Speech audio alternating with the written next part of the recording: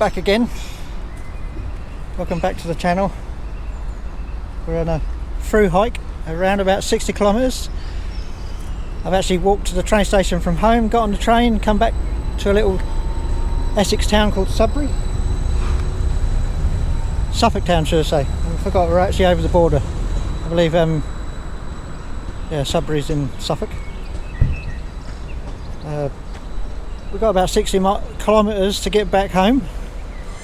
Can do it over 3 days. Hopefully the feet are going to play up after my disastrous coast to coast effort. Got a smaller bag today, haven't got as much gear. It's supposed to be a bit milder, it's not as cold, so I haven't got as much cold gear with me. We've got to go past the leisure centre, follow the river. Going to be following the river, the Stour, most of the way back.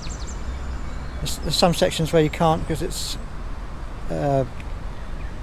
privately owned, but we're going to be following it around to Flatford and then going to drop down from Flatford into Great Bromley.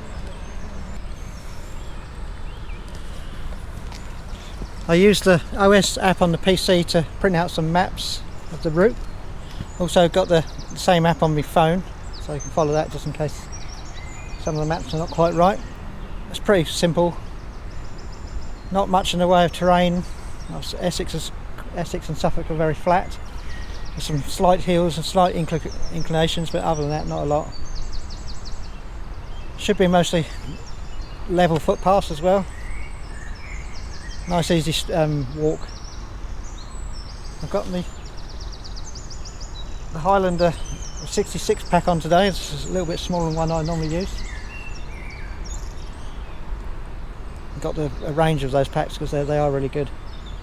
Not the lightest, but they are very strong, designed to be out in all weathers. Waterproof without needing a cover. We'll get going. We've reached the River Stour. We've come down from the train station through a nice wooded path. There's the Stour. It's a lot wider up here than I expected. It's the first time I've actually seen the river here. I thought it was going to be quite narrow. It's actually bigger here than what it is further down. I think it's running quite high at the minute. We've had a little bit of rain for the last couple of days. This area is a lot hillier than I expected. Just had a little bit of a climb. You can see the river in the distance there. That's the main Sudbury town. We've come probably about a mile. We followed from town, we sort of followed all the way along, then up here. It's a beautiful little woodlands. Following the Stour Valley path. A little bit of height here. I was saying when I put fences, there's a fair old drop to fall down there. See the river in the distance there. It's got a lot of white water running through it by the looks of it. Must be where, like a weir or some flumes there. Oh, we've got a bit of a shower. Just started raining. It's not supposed to rain today, which is unfortunate. Lovely little woodland path here. Good place to shelter from the rain, to be honest.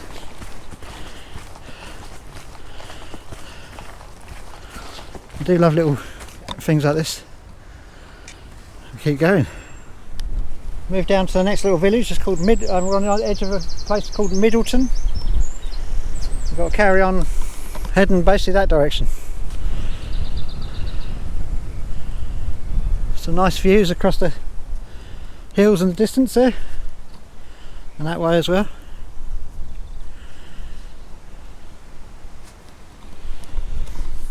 We're on a border of two paths here. It's got the Stour Valley path.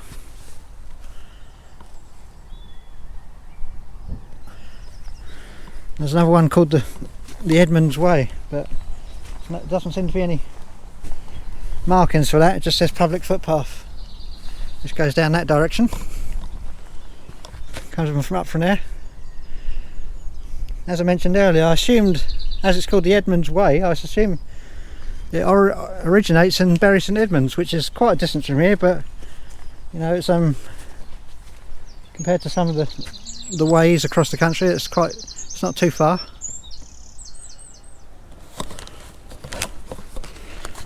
moved on to the St Edmonds Way. The paths seem to sort of crisscross each other. Still going through farmland. It's quite nice actually. The weather's coming good, which is great. A bit breezy again. I was going to go out on my boat for these 2 days, but the wind forecast is not great for today and tonight, so I thought I'd do that at the end of the week instead. I had this planned a 2-day hike planned for the weekend, so all I did is shift it round. I don't mind a bit of breeze when you're hiking, it doesn't make much difference.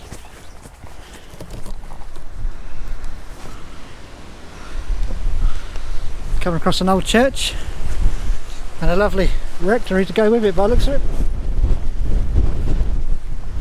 Bit of a tip when you're wild camping, you need a water supply. Sometimes these places haven't. Look, this one's got a well. I don't know whether that's functioning. We'll give it a go.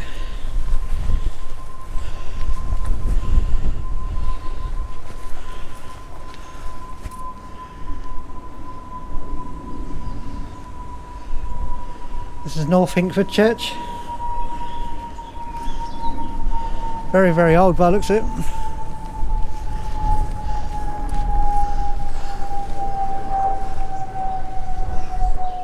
Noisy air. Forward video here. This is a place called Great Hinkbush. Hickbush, sorry, not Hinkbush, Hick. Come across a load of sheep.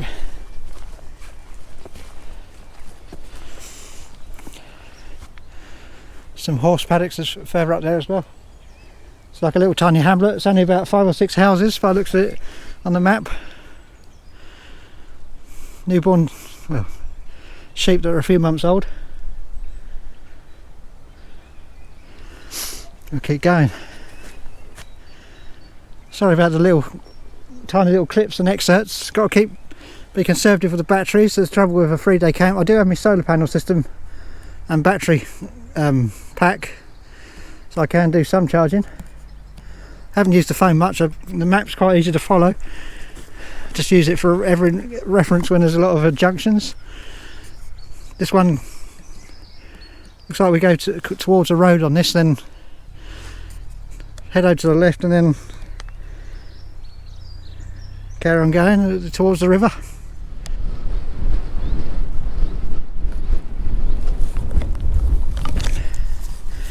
Coming up to another hamlet called Laymarsh. It's a really interesting little church down there. It looks like a little miniature medieval building on a bit of a hilltop again.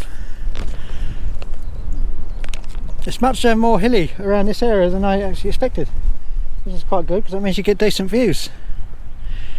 They're not so steep that it causes tiredness, but there's definitely hills. There's Laymarsh over there. Just we've got to head down through the farm onto the road. The road takes us along to the village. There's a pub there, so if it's open we might be able to get something to eat and drink. Not sure it's open, obviously, because we're still in partial lockdown as such. Not everything's open yet. No indoor dining, so there's a lot of pubs that can't open because they don't have any outdoor space. But sometimes they do takeaway. Lucky enough, the weather's held off. The black clouds have more or less gone over now. Our weather's coming from that direction now. Looks like it's just white cloud, which is okay. The forecast did say possible showers later on, but I think the chance of showers was quite slim. We'll keep going. We go down there through the farm into Laymarsh.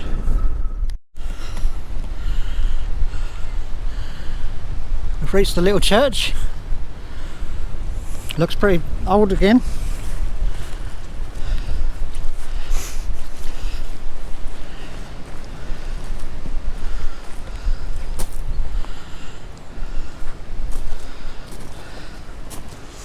Interesting that the brick's been rendered.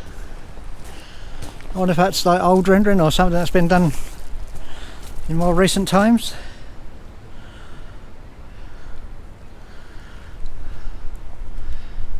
Lovely little church. It's almost like a miniature medieval castle.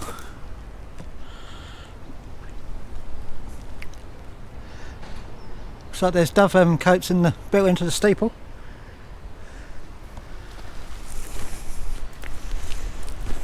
Good indication how old some of these things are. Look at the graves. This one's 1830, that one.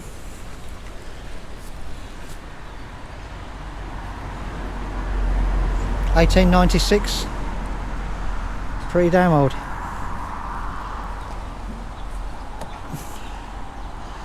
If I can find out any more about the history of the church, I will add extra details.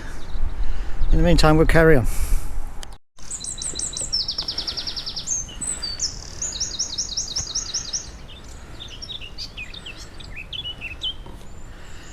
We've gone past Laymarsh. Sadly, the pub wasn't open. Community pub only opens Thursday, Friday and Saturday. In the evenings, I believe, as well. Unfortunately, there's a lot of pubs that have gone that direction because they can't afford to stay open. We're going to be crossing the railway line and then rejoining the river. And I think we're going to be running alongside the river for quite some time now.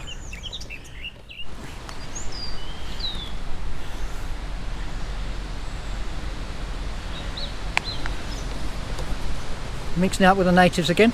This time some cows, not sure what type they are. Full of milk, wherever they are. The others are completely rammed. You see the river there. Looks like there's a couple of spots up there we can sit and have lunch. Nice spot by the river. There's a lot of cattle and farmland, open farmland with paths running through it. You don't have to worry, they won't harm you. They're very curious animals. Sometimes they'll come up and say hello. Unless you come across a field with a ball in, you're going to be perfectly fine. You just have to be confident around them.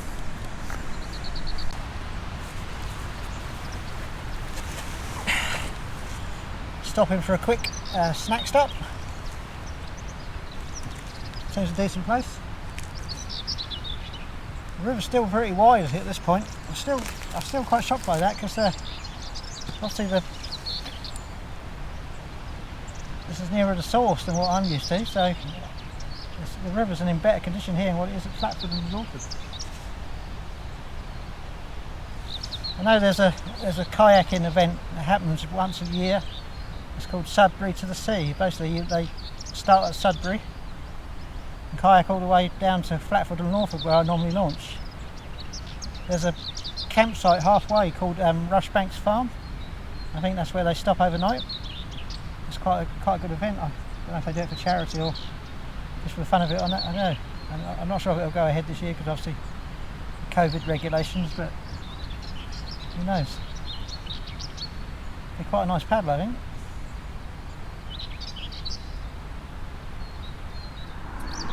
First major town. This is Bewers. Past this on the way up. Going back over the river again here. So I've got to get across the road.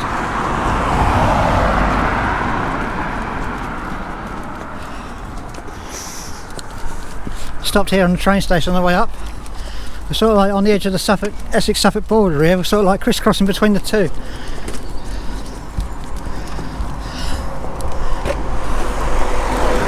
The river's nice and wide here.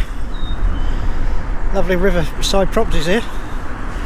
That's a nice place to eat your breakfast in the morning.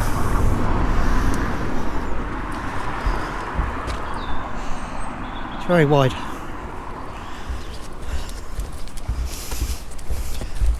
We're about 2/3 of the way to the overnight stop.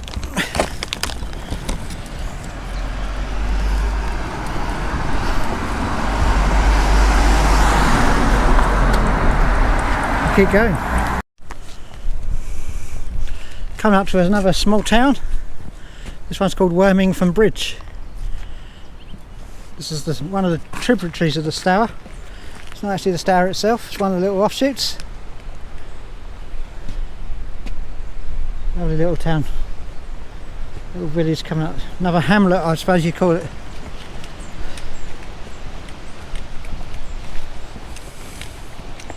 It's a very narrow bridge.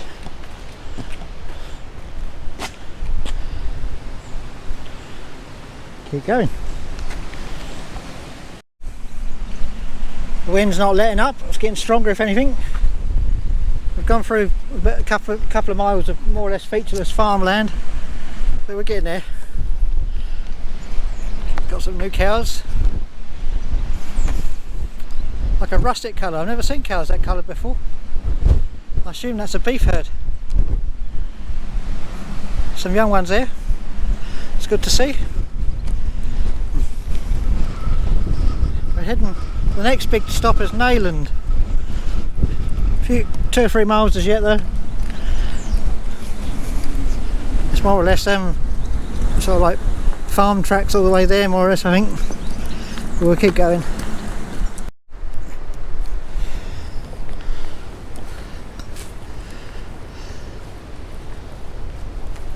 We're coming up to a weir now that's a place called Wissington. There's a mill there. There used to be an old working mill. Thought I'd stop and film this though. There's a huge, great grove of bluebells over there. Absolutely gorgeous.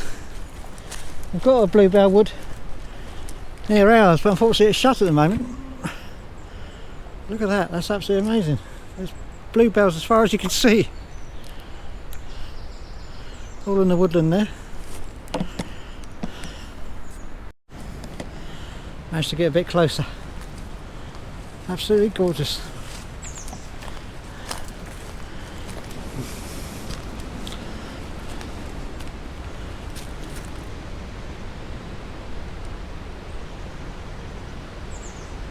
Well, you can see it's purple. It goes on for quite some time, some distance by the looks of it as well. It's amazing. Let's take a few photos of that.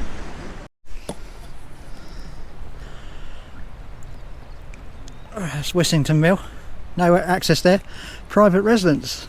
Hell of a place to live, I have to say. The mill, the actual behind the house, is not unlike the one at Woodbridge. I suppose they're all very similar. Keep going along this path, along this Stour.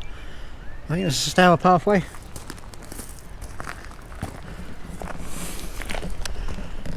Nyland's in 3/4 of a mile. We've just come from Wormingford in that direction.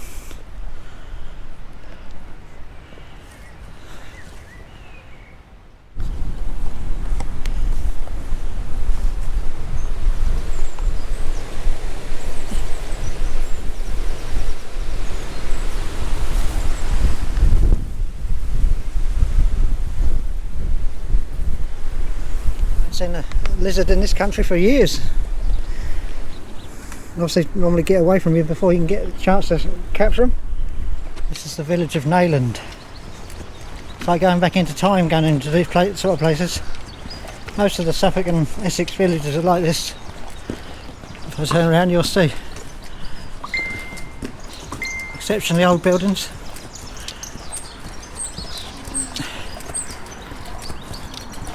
Buildings that date back to the Tudor era by the looks of it.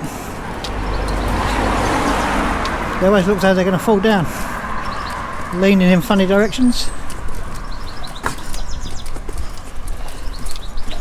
It's a stunning little village though. Driven through it a few times but never really bothered to stop. 1690 that says, I assume that's when that was built.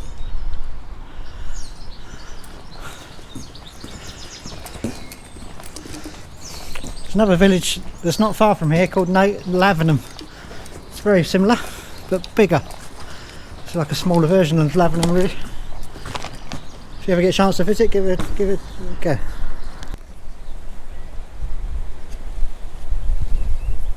We're on the edge of a meadow right next to the river. The river's just over there. Not sure what this is actually used for. It just looks like a fallow field, I think. It's been left. There's no real access here. I had to walk through a load of stinging nettles to get here. there's a path that goes through the stinging nettles all the way back to the path, to the main path. It looks like it might be used by fishermen because it follows the bank. So I suspect it's probably used people angling maybe, because it doesn't go nowhere, only comes to here and then doesn't carry on. The main river's there, and we're next to like a little tributary. It's handy actually because I use it as a water source. Got dinner on the go, just a pot noodle, boiling some water using the little alcohol burner.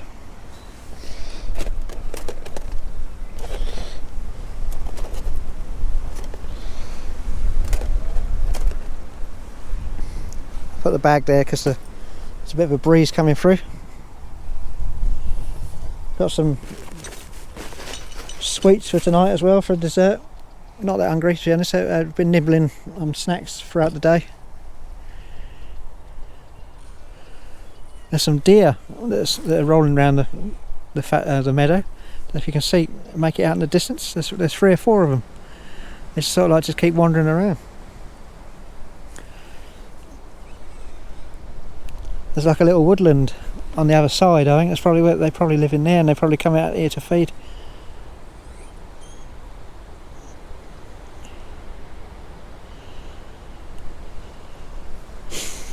Oh well, should be fun.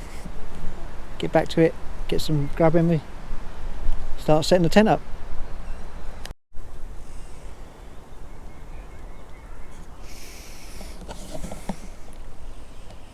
Tent setting up. Sun's starting to go down. Using the Andake Ultralight tonight. Ideal if you want a little bit more space. I'll go through some of the stuff I'm using because I haven't done it such a long time. This is a 500 weight down bag. It's my down booties, which I use as socks to keep my feet warm. That's my sleep suit, thermal underwear, Trekology pillow underneath there. It's the Thermarest X-Firm Neo Air. And underneath that there's just to protect it mostly, there's one of them super thin foil mats that don't weigh nothing.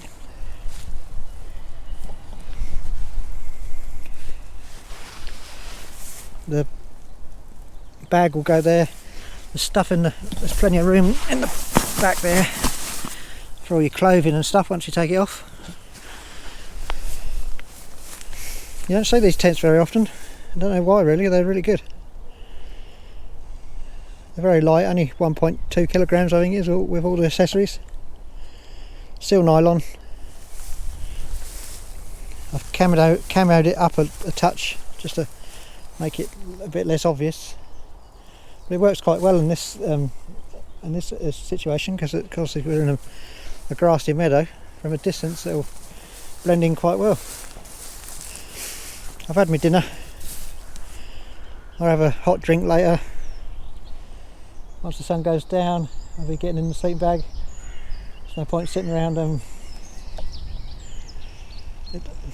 sun doesn't go down till about 9:30 at the minute. Not properly dark. Just had the deer back. There was 2 deer in the middle there. They were barking away. I think I'll have to wear my earplugs tonight if they're going to carry on doing that. I call that video ended for today. Won't be doing any more. The GoPro's not very good once it gets a bit dark. I'll see you tomorrow morning.